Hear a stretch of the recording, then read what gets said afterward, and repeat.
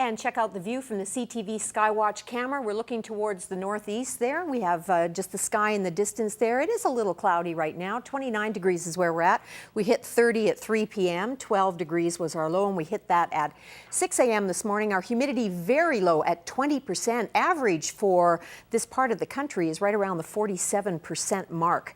And we're well below that. So our chances of thunderstorm activity tonight very, very low, and that's true for most areas because we don't have a northerly component to the wind either. So we're not seeing quite the cloud buildup that we saw last night. That's not to say we won't see any cloud. We'll see a little bit of a drift off from the mountains, but it doesn't look like any active weather is attached with that. See those warm temperatures above average values in most areas, and that will stay true over the next 24 hours. We'll start to see the slide down. As I said to Alicia, temperatures are returning back to more average values, but for today, still looking at those mid to high 20s and low 30s in many areas. Here we have just a little bit of a push off of some cloud cover, but mostly we have that area of high pressure that's dominating much of Alberta and even into Saskatchewan, although northern Saskatchewan is already picking up some cloud cover. Forecasters showing just that push off of some cloud cover off the foothills, and that will be continuing into the overnight hours and then dissipating by the time we get into tomorrow afternoon. We should have a fairly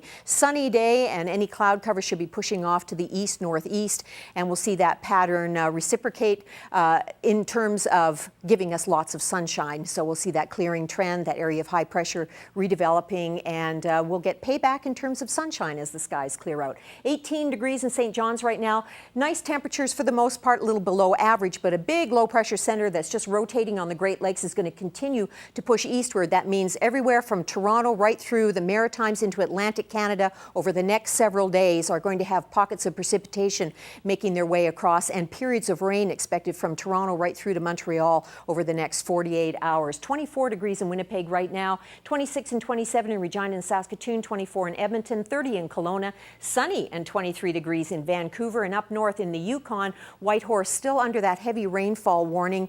13 degrees is their temperature right now, a little milder for Yellowknife and a little more sunshine there as well. 21 degrees right now for their daytime temperature, and that's pretty much their daytime high was 21 degrees. Now for East Kootenay overnight tonight, you are looking at a low of 12 degrees. You'll have a few clouds tonight, mainly sunny tomorrow. 29 for a daytime high. Your winds will be out of the west in the afternoon at about 20 kilometers per hour. Crow's Nest Pass, overnight low of 10 degrees. Fairly clear skies tonight. It's late in the day tomorrow. Your humidity is expected to peak a little bit, so that could trigger a thunder shower late in the day.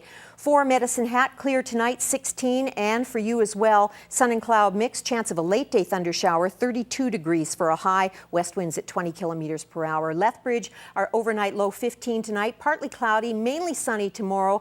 We don't have it written in stone, but late in the day tomorrow, we could see a little bit of a peak in humidity and our winds shift to the north, so that cooler component at the surface and in the upper levels could trigger a late day thunder shower, keeping an eye on that, but you can see the temperatures gradually cooling off a little bit, although we do move up to Monday at 26 degrees, but 21 is where we really do start to cool down. It looks like Tuesday and Wednesday will be right in that 20-21 degree range, and showers both days as well. So if your lawn's been looking a little brown, there's an opportunity for some moisture without having to turn on the hose. Now our Dory story. Of course, the big story has been Carmen Gay. Here's the first part of a two-part series on Dory story.